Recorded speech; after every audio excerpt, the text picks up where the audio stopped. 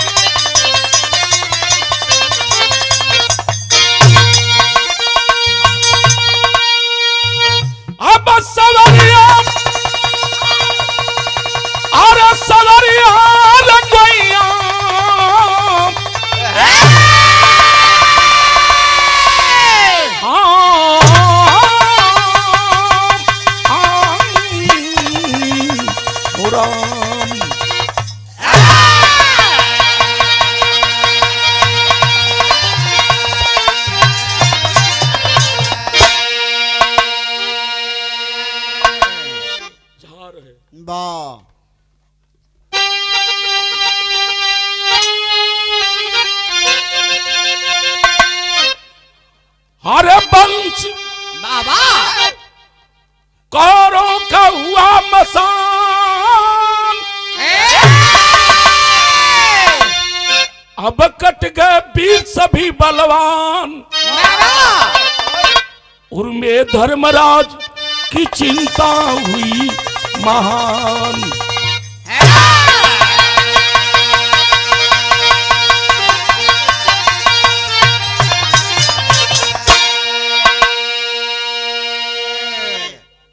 झगड़ा इतना ही का रहा। पांडवों ने कहा दुर्योधन से कि हमें मात्र 5 गांव दे दो। बात तो सभा का बाप दुर्योधन ने कहा कि 5 गांव की बात करते हो, सुई के नोक भर नहीं देंगे। लड़ाई हो गई, 18 हाथ खून की दरिया बही। मरने वाला कोई और नहीं, अपने ही लोग थे। बिरहा में एक लाइन कव्वाली लगल। कौन कव्वाली में मास्टर?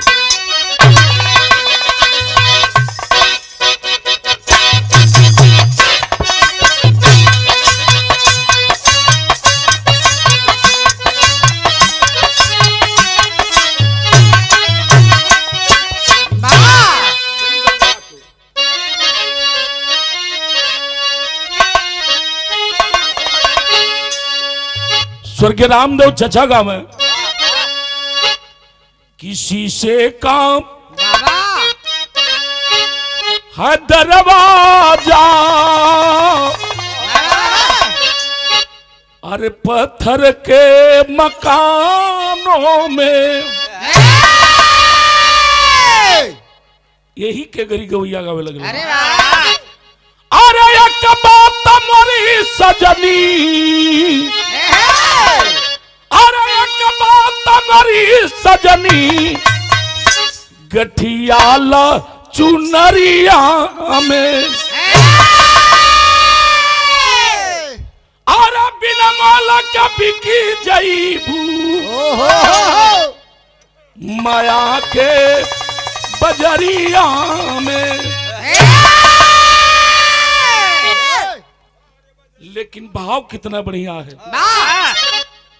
जब 5 पांडव बैठलन, अर्जुन सोचने लगे कि हम लड़ाई कैली, मेरा जैसा धनुधारी और मेरा जैसा कोई बहादुर था नहीं। एक तरफ भीमदार तो उन गदा लेके सब भाई अपन फुलत पचकत था। धर्मराज बैठल हुए। धर्मराज कलन की जाए मर्दवा। बड़ी शालीनता से धर्मराज अपने चारों भाइयों को समझाए। क्या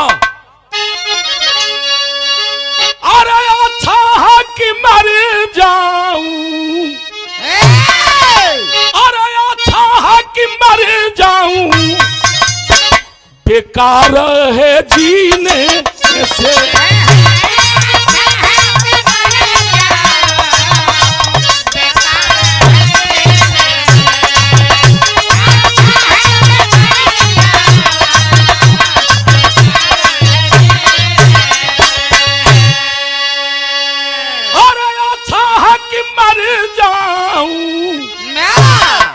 बेकार है जीने से, पत्थर में उगा मोती, और पत्थर में उगा मोती, मेहनत के पसीने ऐसे।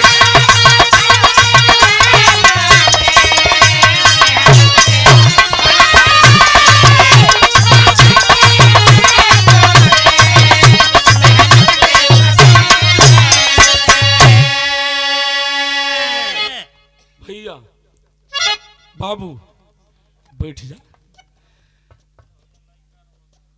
लइका रोती सब तैयो भाई रतिये को बात तो हार जायज बा बाबू। समय बा। अच्छा ठीक नहीं मने मलकनिया ले बेसी तोरे चिंता है। काहे न भाई, तोहार दोस्त नहीं के देखो अभी सालों भर नहीं बीतल, हम अपने लड़का के बियाह कली। आप बनारस पढ़ा रहे थे, जब बियाह ओकर तय कली तो लगल रहे कि पापा हम बियाह ना करब। कल की बियाह कर, कलस की नहीं अभी कुछ लायक नहीं कि बियाह जब कुछ लायक हो जाए तो करब। तो तीनों भाई हनी का गली जाके एगो काम कर बेटा, बियाह कर, 2 रोटी बनाए वाला केहू ना बा, हमनी के जिंदा बनी जा। अच्छे अप्रैल में बियाह भइल, 16 अप्रैल के, अभी सालों न बीते दिल सर, यही 28 तारीख के ओकर लइका भइल बा। तोहरे लइका का हमने हमरा लइका के मेहरारू के। अच्छा ही बताओ। अब देखो खर्चा बढ़ गई ना, तो हम कहली बतावा, तिलक में खर्चा कैली, बियाह में खर्चा कैली, अब फिर खर्चा बढ़ गई, तो हम कहली कि बेटा ये तो बड़ा हमारा दिक्कत हो गई है। कलस कि तू ही ना कहल कि नहीं बियाहवा कर हम देखब। हम कहले रे बुर्बक हम ही थोड़े जिम्मा ले ले रही। तो जिम्मेवारी सबसे बड़ी चीज है, रुआ महान बनी कि इतना चिंता करत नहीं, चाहबो करी तब का चाहिए। औलाद सबसे बड़ी दौलत है। ये धरती पर महल अटारी पैसा रुपया बैंक बैलेंस कर लेबा, लेकिन अगर औलाद नहीं है बाबू तो सारी दौलत फीकी है। लेकिन हम कब तनी है बिरहवा को सुन के जा, तब आनंद मिल जाई। और लइका केतनो रोई तो जाके समझाइबा। ये बतिया तो हम बतावे जाते नहीं। बात तो समय का बाप भगवान कृष्ण मुरली मुकुंद जदवंश हंस नायक आए और धर्मराज को समझाते हैं। कहीं भीम गरजत हुन, कहीं अर्जुन गरजत हुन, नकुल सहदेव कल सब वीर बात उन कौरव दल के मारल गिलन। कल कि नहीं बताने लगे कन्हैया का बतौलन। अब नज के लाइन है कैसा,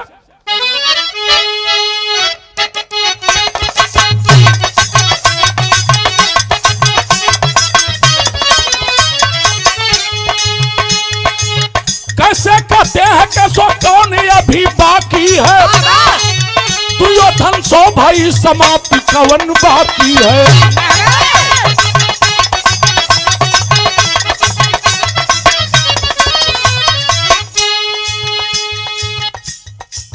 और हमारे भैया राम प्रवेश स्वर्गीय कंता यादव जी के छोटे सुपुत्र 100 रुपये का सम्मान, चरणों में कोट से प्रणाम। सब भाई लोग के प्रणाम पर लगी। अब एकदम नया बिरहा बा यूट्यूबर भाई लोग, अभी आज तक न हम रिकॉर्ड कराए हैं न मंच पर गाए हैं, लेकिन विश्वास बात सबसे अलग हटके बिरहा रही। तने हमारे बिरहा पर ध्यान दे कहलन हो, चैनल चाहता हुआ तो सुन का बतौलन। कैसे कहते हैं कि सो कौन अभी बाकी है, दुर्योधन सो भाई समाप्त कौन बाकी है।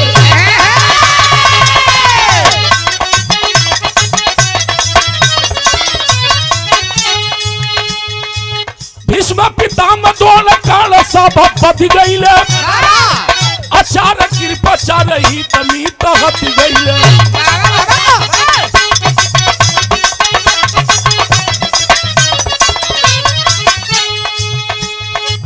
तोड़ का पुत्र पाए कोई खबर भी आयल नहीं।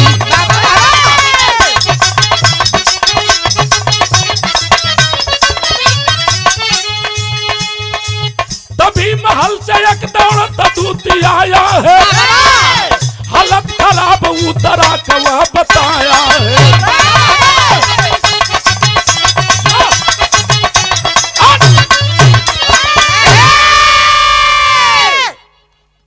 टेलीविजन पर महाभारत का प्रसंग चला देखे होंगे, लेकिन तनी हमारे बात पर ध्यान दे। लड़ाई के दरमियान कौरव दल में सारे वीर मारे गए, लेकिन एक वीर था जिसका नाम अश्वत्थामा बताया गया। भीष्म पितामह कर्ण जैसा दानी वीर, कर्ण जैसा बहादुर मारे गए, लेकिन उस बहादुर का नाम, जिसका नाम बताया गया अश्वत्थामा, लड़ाई के दरमियान घोषणा हुआ था कि अश्वत्थामा मारा गया, किंतु हाथी। यही जब बात गड़बड़ बहल। अश्वत्थामा जिंदा था और द्रोण का बेटा था। अभी बातें चलत बा कि आज भी वो दुश्मन जिंदा बा, कब का करी कोनो ठिकाना नहीं खे। आ तब तक कहीं से छिप करके अश्वत्थामा बाण छोड़ दिया बाबू, ब्रह्मास्त्र। आज जब ब्रह्मास्त्र छोड़ा, भगवान के संज्ञान भयल। धोखा जरूर करी दुश्मन हो।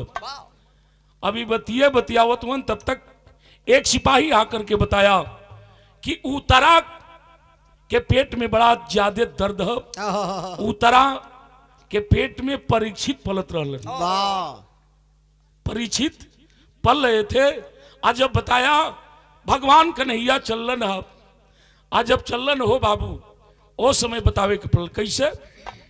आइए आइए, स्वागत बा हमारे बिहार के बड़े अच्छे कलाकार अंधौरा गाजीपुर आदरणीय श्री देवेंद्र यादव जी, और साथ में हमारे तमाम मित्रगण, बड़े भाई लोग, बहुत बहुत स्वागत भाई आप लोगों के।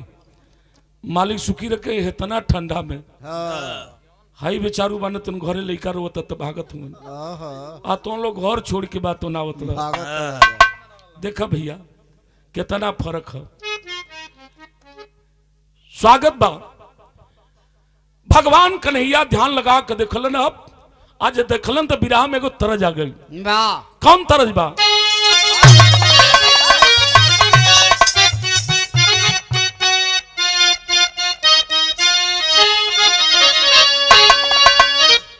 तरज हुए हका, अरे ले लाई ताल के चिकन मटिया,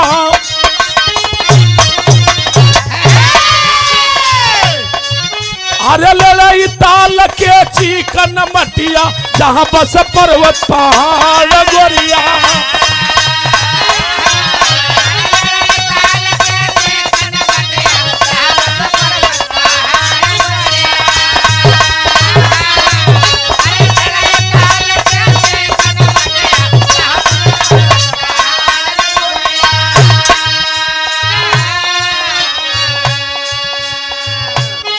भगवान कन्हैया कैलन का बाबू, अरे छोड़े ब्रह्मयास्त्र पापी उतारा वो दरिया, अरे छोड़े ब्रह्मास्त्र पापी उतारा वो दरिया, कैरलम तो मन में विचार गोइया।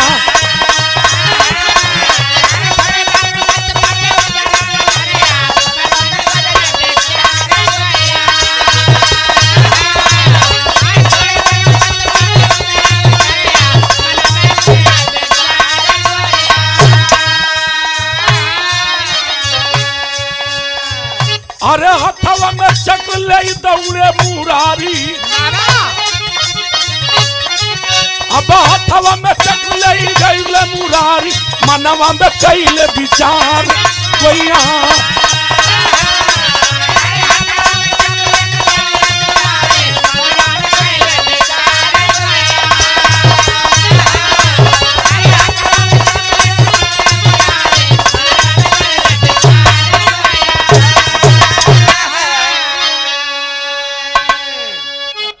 ब्रह्मास्त्र छोड़ा, भगवान कन्हैया सुदर्शन चक्र लेकर के और सूक्ष्म रूप बना करके गर्भ में प्रवेश कर गए।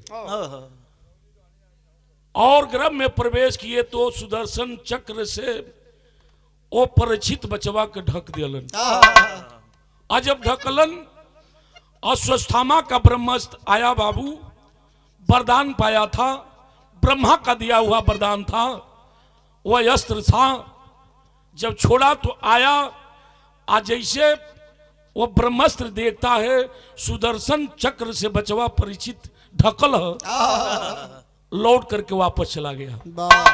लौट के वापस गई, तब भगवान अइलन है, बतौलन की का हो। धर्मराज कहत न रही, दुश्मन से कबो बात उन सजग रहे की चाहिए, कब घात कर दे, कब का करी, कोनो ठिकाना नहीं के।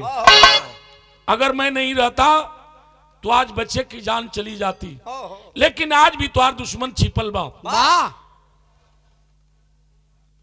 धर्मराज तुरंत नकुल से कहे, नकुल जाओ पता करो। कल भैया हमारे बस के नहीं है।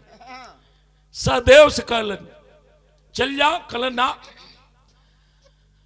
अर्जुन से कहना, अर्जुन बड़ा धनधारी हुआ, जाओ और पता करिए हरमजादा कहां छिपा है, कहीं से ढूंढ करके अश्वत्थामा को लाओ। अर्जुन कहले हाथ जोड़ के कि भैया ये छोट मोट काम हो, भेजही के बाद तो कहीं जगह से भेजो। कहला भीम तू जा। भीम कान्ही पर गदा रखलन, बड़ भाई के आदेश के पालन कैलन है और गए बाबू। आ गईलन तो खोजत खोजत खोजत वही जंगल में अश्वत्थामा को पा गए। अजब पौलन तो भैल का बिरहा में तरल गए।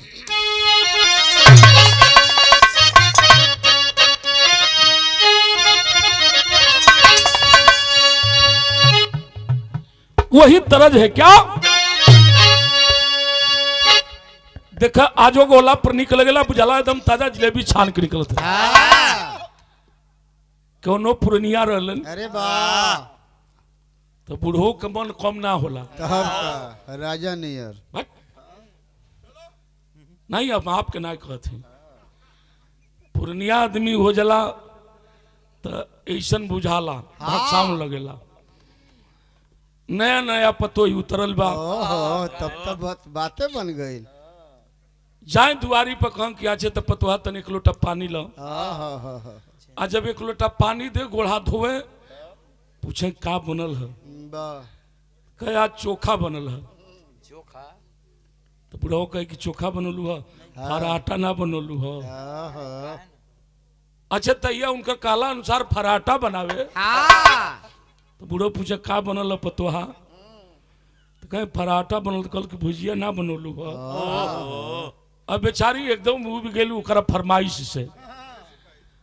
मन सेधु जब अलन तो दुल्हनिया पकड़ के रोवे लगल। कलस देखा घर द्वार कुल ठीक है, लेकिन बुढ़वा एकदम नाके बात पानी पिया दिले, रोवे लगल। कहलस का कहलस?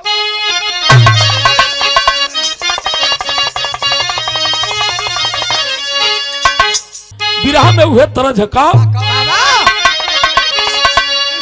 अरे बुढ़ावा बेईमान,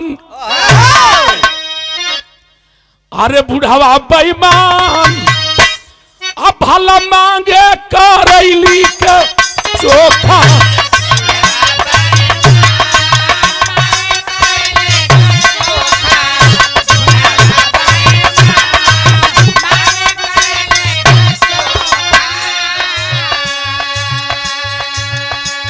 अरे बुढ़ावा बेईमान, बुढ़ावा बेईमान,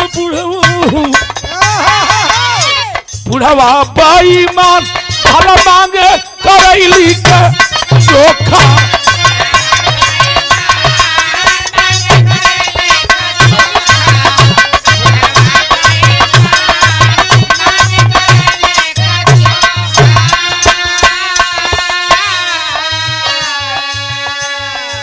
पकड़ के ले कैलन है धर्मराज के सामने पेश कैलन भीम अश्वत्थामा के। कहलन भैया आदेश हो तो बड़ा खोज ओले बा, कम से कम एक आध गदा मार देती। कल की जाए तो मार देव ब्राह्मण हुवन, कल जला कि मार देव ब्राह्मण हुवन पर हत्या लग जाई। धर्मराज के पैर पकड़ के और बड़ भाई के पैर पकड़ के धर्मराज के भीम रोवत हुवन। रो के एगो बात कहलन है, ये पुनः 100 रुपये का सम्मान परम सम्मानित आदरणीय श्री शिवशंकर यादव, ये हमारे जीजा जी की तरफ से। अरे वाह, राम प्रवेश भैया ओहो, चरणों में कोट से प्रणाम, सब भाई लोग के प्रणाम पर लगली है। जे जहां से आनंद लेत बा, भाव कितना बढ़िया है। अरे वाह, पकड़े धर्मराज, पकड़े धर्मराज भला भारत के जाई पैरिया।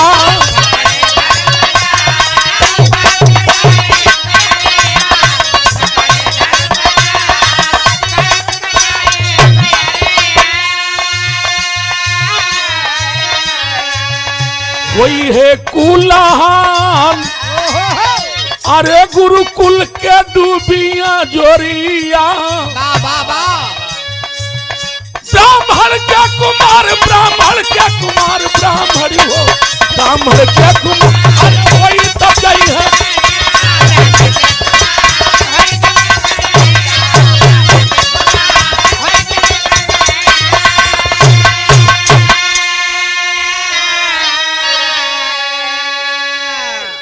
कले मरला के जरूरत नहीं है, ब्राह्मण हुवन मर जी अन ब्रह्म हत्या लग जाई। कन्हैया उपाय बतौलन, उपाय के है आकि अस्वस्थामा के मस्तक में मरी है और मस्तक फाड़ करके मरी के निकाल ले वो लोग। इनकर कोनो अस्त्र शस्त्र जुक्ति काम नहीं करी। जैसे गाय गोरू अनहेरिया हो जला, वैसे अनहेरिया होके घूमे लगी है। वही काम किए, मस्तक फाड़ करके मरी को निकाल लिए और निकाल के छोड़ दियलन है। अस्वस्थामा लाचार हो करके घूमने लगा बाबू। अब बात तो ही जा गई आखिर मरने वाले अपने ही लोग थे। इतना पाप भयल तो ये पाप कटी कैसे? कन्हैया से पूछले धर्मराज जी, लेकिन कन्हैया कला हम नहीं बताए। एक उपाय दूसर कोई बताई चल जा। व्यास मुनि के पास कैलन हका,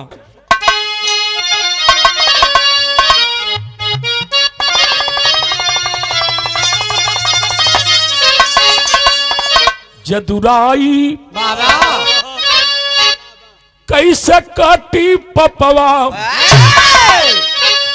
हर बन के कुल कलंकी का कर बेले राजवयर हो, राजवयर हो राजा। बन के कुल कलंकी का कर बेले रजवा, जदुराई कैसे कटी पपवा। आखिर हम राजपाट लेके राजा बन के का करब, हमें जरूरत नहीं है। खाली 5 गांव के बात रहा, सब कुछ विनाश हो गए, दर्द याद में खत्म हो गई। हमें जरूरत नहीं है, कलन जरूरत ना है, लेकिन पाप भी बन गए लोग और पाप लगे। पाप ई मिट्टी को जाके पूछा लोग।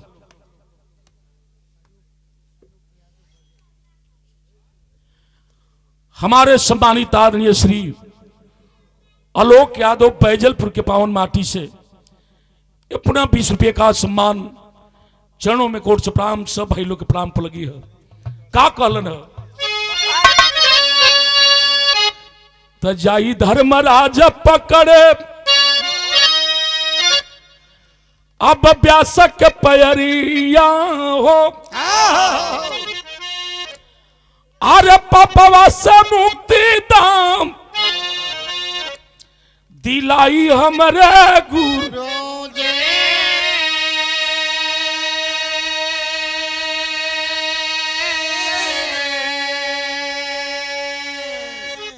कहे गुरु व्यास राम आज गए धर्म वाली, अरे सबका कली हाँ तू हाई बोलाई हमरे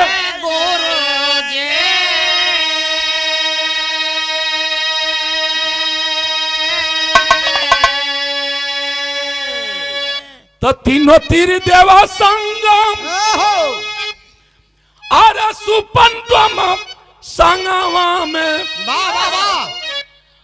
अरे भूखा दुखा सब के अखिलैया हमरे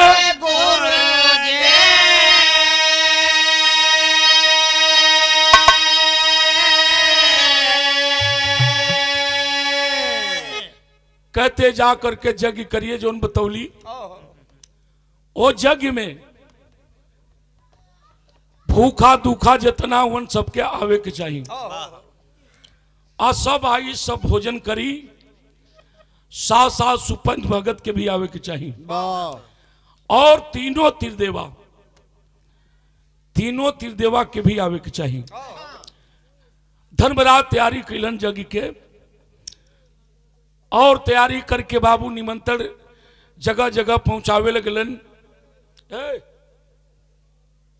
बच्चा लगे विधा में कैसे तब पहुंचे भीमसेन तब सुपन पहुंचे भीमसेन तब सुपन के बखारिया हो खबर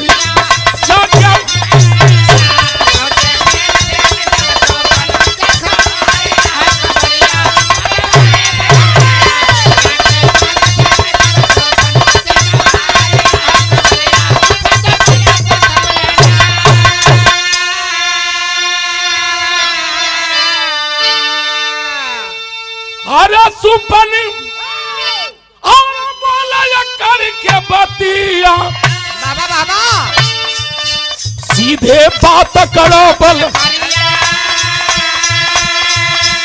सीधे बात करो हमके समझ देसी बोला बात तोहरो फोड़ दे नजारिया हो खबरिया चाचावारी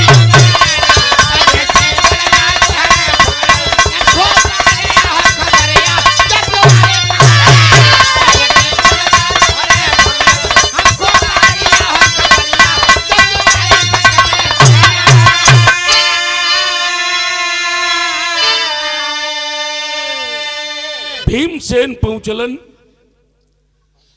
सुपन भगत बैठ के अपन डाली दौरी भी न तड़न कहला के भैया सुपन भगत के हो दादा तनी बता देबा कहला सुपन भगत के खोज तड़ा तो सुपन भगत हम ही है। आज जब भीम देखलन देश भर के माछी बिन बिना तड़ी सब ये तना फूहर आदमी कहला बतावा ये सुपन भगत हवन जब ले खैया ना तोले हमार जग सफले ना होई नाकी पर हाथ रखलन दुई फाल पीछे हटलन कहला क्या अच्छा जाए था जब तू ही भगत सुपन भगत हुआ तो कार्ड ले रहलन कहला कि लो हाई कार्ड हो आ भैया बोलौले उन जग में यही हो आके दो चार गो पूरी खा ली हो नगवार लगा सुपन भगत को कहला कि रे बचवा सुन कहाँ घर हो तोर भीम काला सुना ना पैचल हम वे सुपन भगत हई जेकर 60,000 हाथी के बल है आई गदा देखत अरे हम वे महाभारत वाला भीम है। सुपन भगत हंसलन कहलन को तो तू ही हुआ ते वो काम करा वो मनी रखले बनी मनिया मलबा के कल टंगले ही तेन जा उतार के हमके लिया के दे दा हम तोरे सतही चल चली कल देखा ये कॉल जला छोट जात के जी तब का बड़ बड़ हुआ में और छोट जात में इतने अंतर हो आखिर मानल ना और हई दिहलस अगर ना जातनी तो जीवे न करिहन भैया के भी आदेश बाकी लेके ही है भीम गईलन आजा के मनई जब मनिया के जब पकड़लन है तो वो हिलबो ना करे परेशान कल सुपन भगत किया हुआ ना हिलना छोड़ा जाए दा इतनी सुपे में उठा के ध दो भीम गुस्सा में लाल हो गिलन। काला सुना, खाली भैया के आदेश के पालन करतनी, न तो न्योता दियल तो दूर हो। हमार ऊ जान हो, ऊ बल हो। अरे वाह, कि एक हाथ से तोर पेंडुड़िया पकड़ब, आ यही जैसे नचाई, नचा के फेंकब, तो जाके वही जग के मेड़रिया में गिरब, आ ना खैल पूरी न ताई देखत रह ना, मुहवा पर पुड़िया रख के आई गदवा देख लो, मारब की लगभग लीले बिना बोलिया के 5 गो खइबो। भीम कहला कि अब चल चला। सुपन भगत कहला कि वो काम कर, अब तू हमके लिया के चली बिलत जा। हम ना जाए, ना गईलन। भीम वापस अलन, धर्मराज के नजर पड़ल। कहला कहो भैया अकेले भीम आवतड़ा। कहला अकेले तुहार कमे उल्टा है, अरे बढ़िया जगह पर भेजे के चाहिए। जौने नीच जात के लगे भेजला, उसारे खाई कम और आवत ढेर। अब बताओ हम अरहल करे गई नहीं, हमार शान शौकत सब माटी में मिल गई। धर्मराज समझ गई, कहला बस हम समझ गई तू कौना भाव और कौने आदर से तुली आवे गई रहा। स्वयं धर्मराज जी आए और आ करके हाथ जोड़ करके प्रणाम किए सुपन भगत को, और कहलन कि चली रउआ ना चलब तो हमार जग सफल ना हुई। मीनाक्षी जी बतौली कि अलन और एके में लपेट के बाद उन खैलन। खैलन जरूर, लेकिन कब खैलन ये अभी बकिए रह गए। सब जगह न्योता गयल, सब आयल, एक व्यक्ति ना आयल है, देव में देव महादेव भोलेनाथ। ये भैल किए भाई उनके के जाई लिया वे। कलन नकुल चल जा, कलना सदैव तू चल जा, कलना अर्जुन से कहलन कि भैया तू ही चल जा। कन्हैया भी कलन चल जा। कल अर्जुन के देखा बाण चला ले, लेकिन दुगो आंख रही तब नो सुनीला कि 3 गो आंख कब कोना से ताक दे, कोनो ठिकाना ना आई। गांडू बाण कोनो काम नहीं करी, हम नहीं जाए। कल ना जी बत भीम तू चल जा। कल भैया हमरो बस के ना है। लाचार धर्मराज कहलन हाथ जोड़ के कन्हैया से कि कन्हैया से कि प्रभु आप कोनो उपाय करिए, अगर उ ना आइन तो हमार जग सफल ना हुई। देखिए सब आ गई बा, सुपन भगत भी आ गए हुन, भोजन भी कैलन, लेकिन जग सफल कब भयल जब धर्मराज गैलन है। कन्हैया से कहलन, कन्हैया गैलन और जा करके भगवान भोलेनाथ के पास पहुंचलन है। वही कैलाश पर्वत पर देव में देव महादेव धुइया न मोले हुए, जा करके प्रणाम किए। कल आई बैठी, कन्हैया बैठल। कल कैसे कार्ड निकलन, निकाल के दिलन ले। आज जब कार्ड दिलन तो भगवान भोलेनाथ गुस्सा में लाल। राम प्रवेश भैया कल भगवान सुनो, अगर तोहरे जगह पर कोई रहित तम तीसरी आंख से ताक के बाद भस्म कर देती। ऐसा काट ले कैल बड़ा निमना आदमी के देश के पापी हूँ सम आ देश के पाप कैल सम आ वो पापिन के जोगी में हमके भोजन के न्योता देता। अरे वाह, एक कदाप नहीं हो सकता। हम नहीं जाएंगे रामश्रे, कल हम नहीं जाएंगे। अब तब भोलेनाथ के मथे चकरा गई, आके निमंत्रण लेके हम अली। अब कौन मुंह लेके खाली जाए। तब सवाल कैलन, प्रभु ये बताइए कि क्यों, कौन ऐसा पाप कैलन। तब बतावे लगलन भोलेनाथ का बतौलन भी राम तरह है। कैसे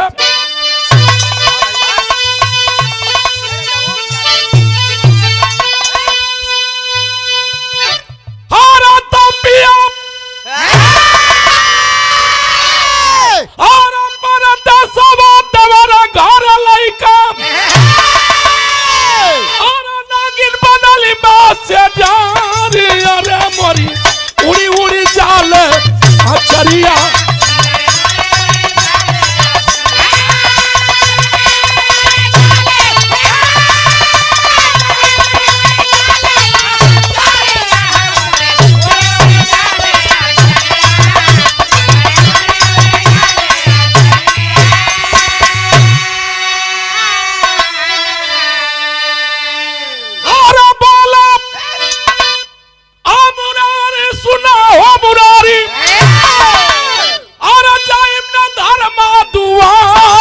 हो पथे पापा के मोटरिया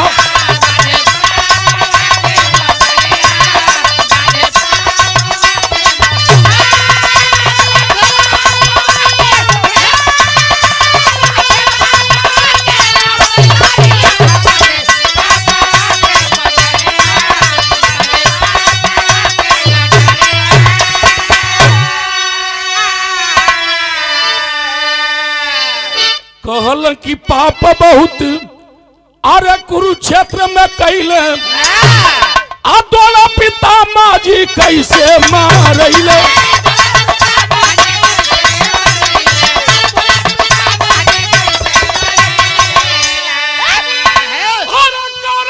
तब कारण समर में हुआ था निहत अरे मातल गया तब पीरी अरे पापा के मोटर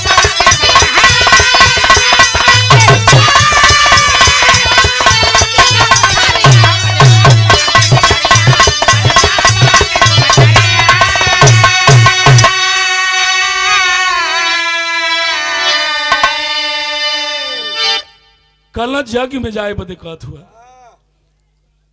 ऐसा पापी हुवन आ कि दोनों पितामह अपने गुरु को भी नहीं छोड़े पितामह भीष्म पितामह को भी शेष सैया पर बाणों के लिटा दिए घर सबके मरल सन लेकिन ये बताइए कि कर्ण जैसा दानी और कर्ण जैसे बहादुर अरे वाह इस धरती पर कोई नहीं था कर्ण ऐसा दानी वीर के कन्हैया भूल गिला आप ही हैं जो कि ब्राह्मण का भेष बना कर गए और आप ही कहने वाले हैं कि कर्ण हमें कुछ दान दे दो सीने में कर्ण का बाण लगा था और रथ के चक्का धसल है लोहू लोहान कर्ण था और कहा कि विप्र मेरे पास कुछ नहीं है लेकिन बार कर्ण आपने कहा कि दानियों से तेरा नाम कट जाएगा तो कर्ण का दांत सोने का था इतना ही तो कहा था आपसे कि वो पत्थर उठा कर दे दे ताकि मैं तोड़ करके आपको दान में दे दूं लेकिन आप ऐसे ब्राह्मण के भेष में थे कि पत्थर उठाने का काम नहीं किए और ही ना तो मजदूरी जोड़े लगला आकि अगर मैं पत्थर उठा करके दूंगा तो वो मेरी मजदूरी हो जाएगी तो तुम दान क्या दोगे कहा कि ठीक है जब नहीं देंगे तो लुटियात पुटियात गए पत्थर उठा करके अपने मुख पर मारा 32 दांत तजुरी में आ गई 12 कर्ण लेकिन आप तो विप्र के भेष में कर्ण को क्षमा भी नहीं किए यहां तक आके कर्ण से कहे थे कि मैं ब्राह्मण जरूर हूं लेकिन ऐसा भी ब्राह्मण नहीं कि तेरा जूठा दान लूं अगर देना है तो इसे धोकर सूद करके दो कर्ण मुख में बाण दाब करके और बाण मारा पताल गंगा निकली और धो करके कर्ण आपको दान दिया था ऐसा दानी के पापी मार दिलन से हो और वही जग में कहत हो कि चल गोजिला तो तू पेटू बड़ा जाके गोजा हमार जरूरत नहीं थे अब तन का मतवे चकरा गिल किए दादा जइहा ना जग सफले ना होई सब आ गइल बा लेकिन अगर यहाँ के ना जाई तो और बेकार हो जाई जग सफल नहीं होगी तब भगवान जुक्ति लगे ना जी बस ठीक बा एक हमके बात बता द आकि जिस समय महाप्रलय था आज जब प्रलय रहल उस समय आप कहाँ थे अब तो भोलेनाथ भी डगमगाए लगल कि दादा सवाल तो बड़ा जटिल हो गया, हाँ लेकिन भगवान भोलेनाथ बतावे लगल जानल चाहत हुआ तो सुन ला। पूरा बिरहा के निचोड़ आल्हा में देवे के पड़ल।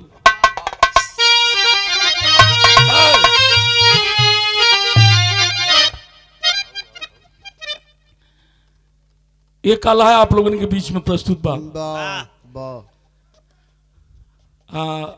हमारे बबन भाई भी आ गई बन, अच्छा खास करके ही राम प्रवेश खाती, वाह ऐसे कि कलकत्ता छोड़ के अब पलानी में रहता हूँ। लेकिन देखा कलकत्ता के कुछ रीति रिवाज पहरावा ओढ़ावा कुछ अलग है, लेकिन हमनी के माटी के महक है। एगो इंदारा स्टेशन पर बेचारा गरीब आल्हा गावे, जब ट्रेन आके रुके, इतना गरीब था कि जब ट्रेन आके रुके तो अपन गमछा ले ले रहे, गमछा बिछावे राजा राम जी, आ गमछा बिछा के ढोलक खोले आ वो अपन गरीबी गावे जोगिंदर। हमके नीक लागल तो हम बिरहा जगत में के लेके ली राम बसरे बाबू, बड़ा लोग लाइक किलन और बड़ा प्रेम से ये अल्लाह के सुनलन। अब सुपन भगत भी उन्हें बोलते हुए तो खाली बोल दो, जब ले उनका जग पूरा ना हुई तो ले कहाँ पूरा होता क्यों, अब वह बतिया बतावत ही जा।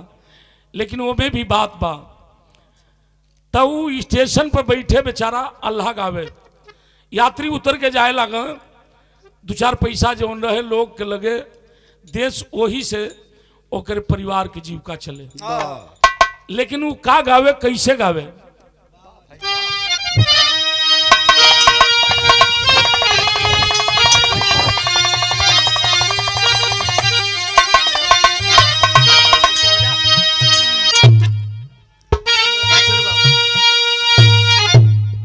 पगड़ी बाना, पगड़ी बाना,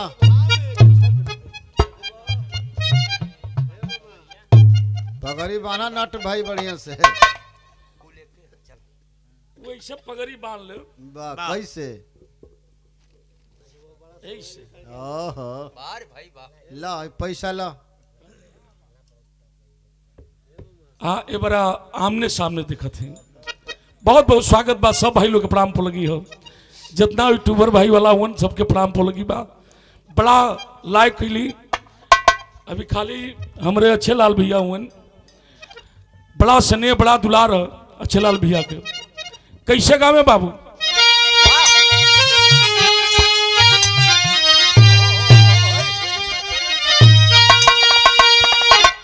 कैसे गावे,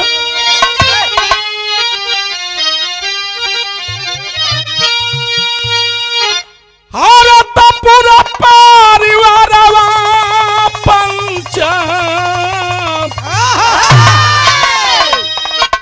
और पूरा परिवार मोरे हे ढोलकिया पर जियत बात,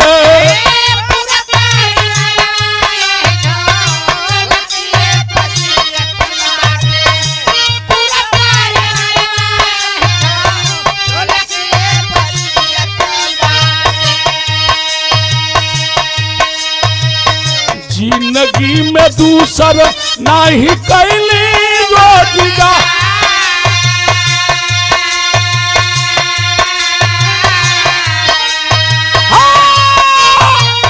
जिंदगी में दूसर नहीं कैली रोज,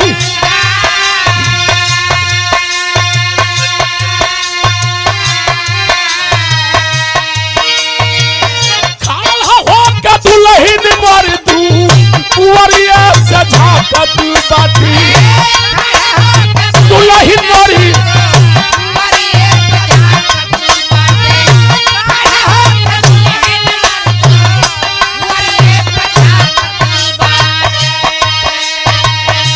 अरे बचवा जो हत बारे बटिया हो हम,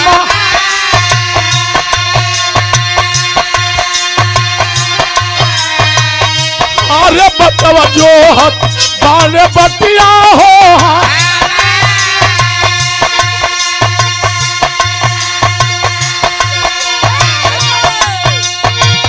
दुई किलो आटावा दुई दुनिया में लागत बड़ुए,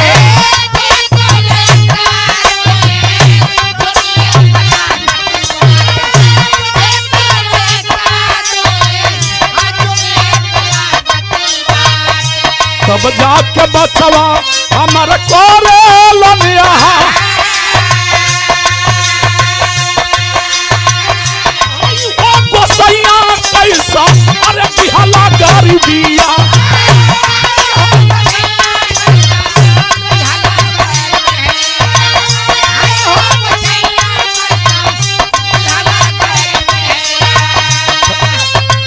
कैसो कैसो बीते दिन रतिया हो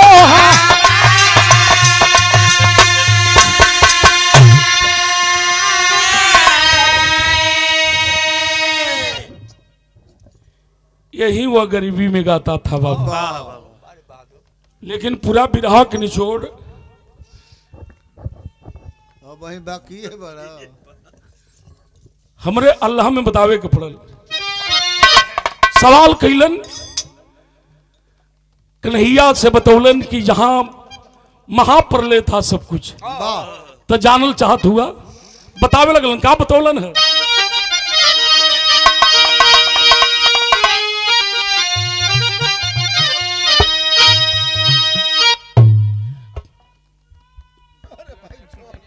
मांझा की आवे के परी नहीं बोल ले बेटा अच्छा ना बोलबा तो जग पूरा नहीं हुई उहे कमा हमनियो करत है जा हाँ वो बेचारा उन्हें करत है हाँ?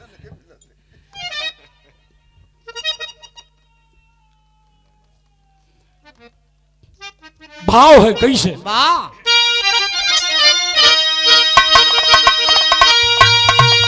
हर बल मुस्काई का अरे मुरारी वही घरिया कि अरे मोर राम हमारा कनाथी का बात दो बात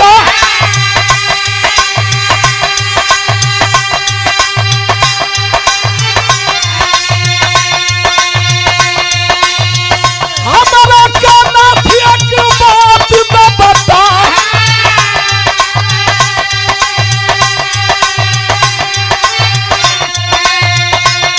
प्रलकाल जब रहल जगवैब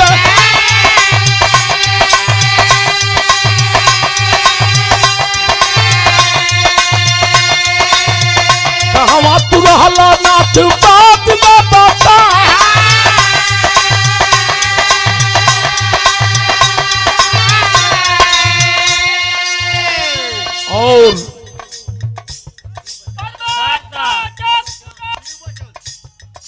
और आदरणीय श्री शिव बच्चन जी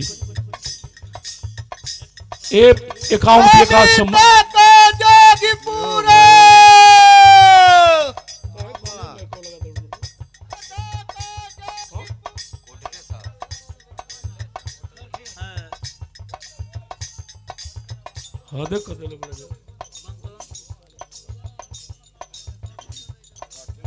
बहुत बहुत स्वागत सब भाई लोग के प्राण लगी हो। अब रहे तो ढेर बुलवा दे बजे तो हूँ कहीं कब कल तू ना आ पाई बतौलन हका हमारा के नाथी का बात न बता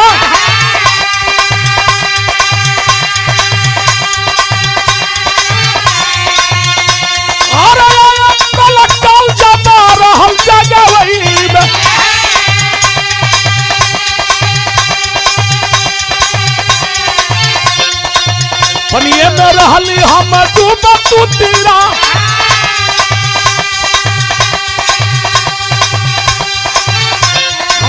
पनिए में रहली हम डूब तू तीरा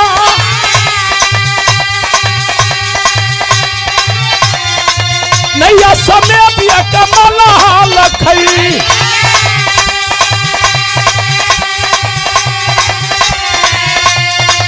हमारो हालतिया खराब रहे भा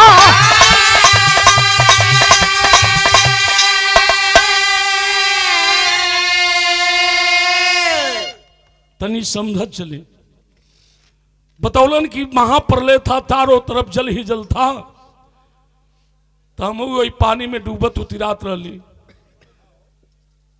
संजोग ओ मला के जो नाव लेकर के आया वो पतर की ना आए, इन्हें बार धिला पे इन्हें पानी खा जा, उन्हें धिला पे इन्हें खा जा। बुझाइल की जान आई बची, वही पानी में डूबत उतरात रही। बरवा हमार जटवा लौकत रहल, मलाह देखलस ऐसे पकड़ के जब ऊपर खींचलस तो भग दे हमारा अखिए खुल गए। कल भैया कैसे हमार जान बचा ला। मलाह खींच करके नाव में बैठाया।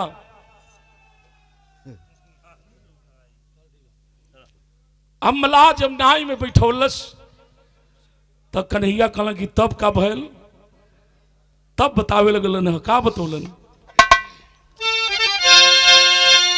अरे दैया के भीतर एक देखली हो कुतिया,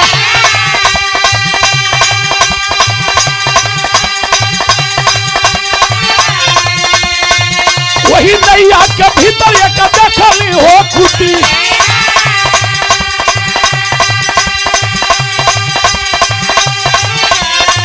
अब 5 गो है पीला पिए दूध ला पीता, दैया 5 गो है पीला पिए दूध ला पीता।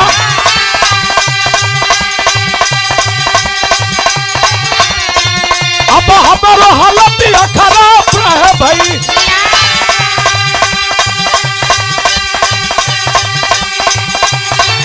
अरे मलाह रहे अब हमें समाजा।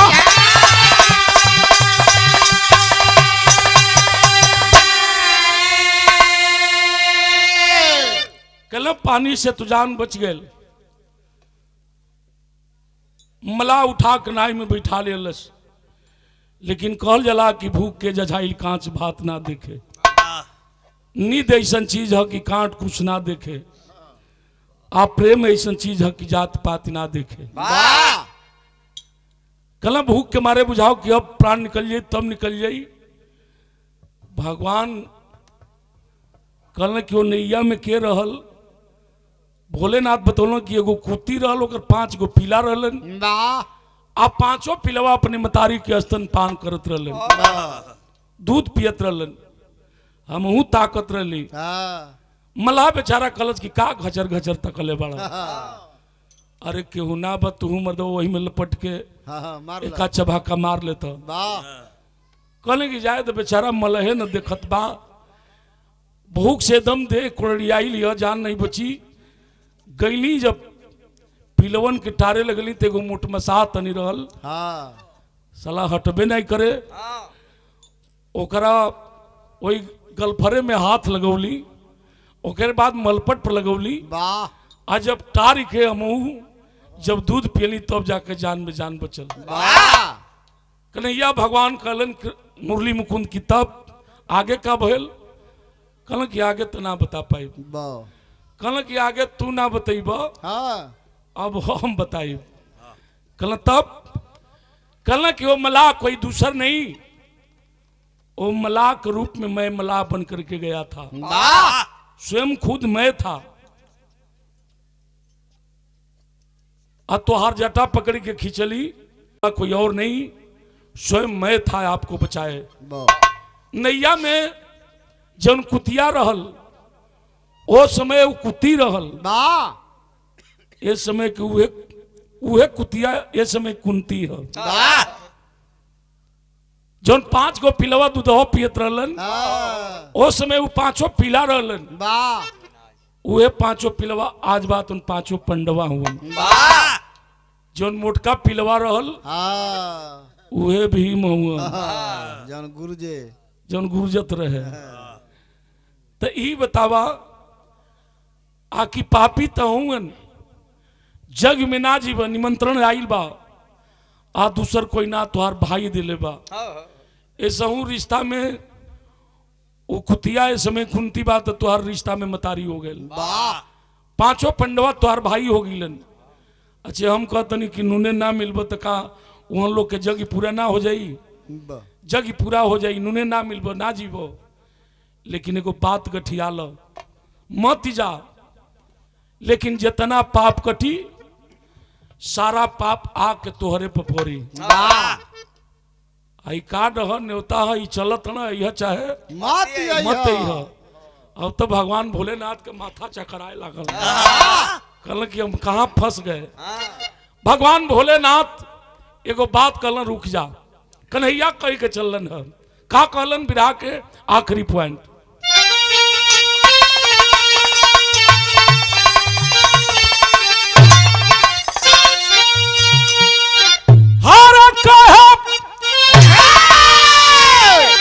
मुसुकाई शिवा सुनीला मुरार हो, वही यज्ञ में चलब और उतकुला हमार हो यज्ञ में।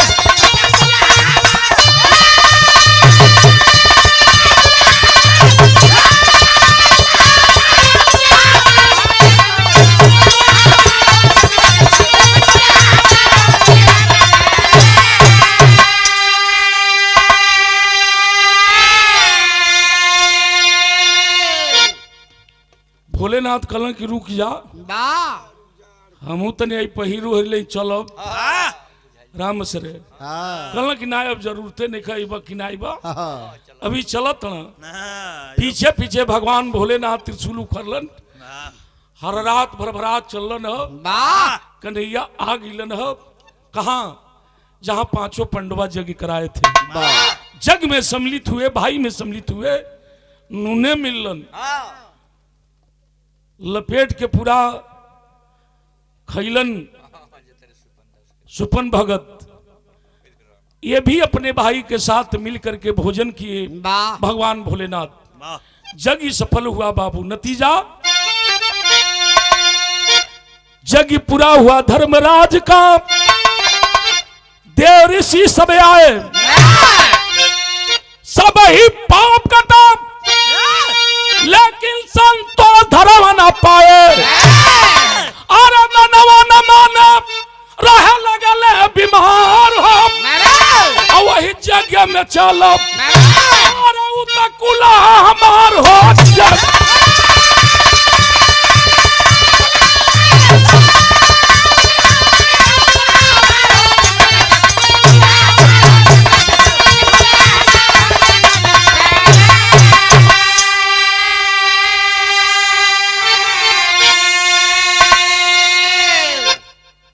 सभी लोग खाए, यज्ञ सफल हुआ, लेकिन धरती पर हर रोग के इलाज हो। अगर कोई के शंका हो जा, मीनाक्षी जी, शंका के कोनो इलाज ना हो, हर रोग के इलाज हो जाए। लेकिन अगर शंका हो दिल में, एकर कोनो इलाज ना हो। ठीक करे खातिर शंका हो गए। धर्मराज कहा कि यज्ञ तो मेरा हुआ, लेकिन मेरा यज्ञ सफल नहीं हुई। यही कारण है कि धर्मराज बीमार पड़ गए, और बीमार पड़ने के बाद अपने पांचों भाई और द्रौपदी को लेकर जाकर के स्वर्ग रोहण कर लिए। बाबा कहानी का अंत हुआ, कहना है कुसुम पराग स्वामी जदू देवू जी गुणकारी, कथन करे कबीराम विलास, बालाजी बने पुजारी। अरे जदुराई कैसे काटी पपवा, गाता याद भरोसा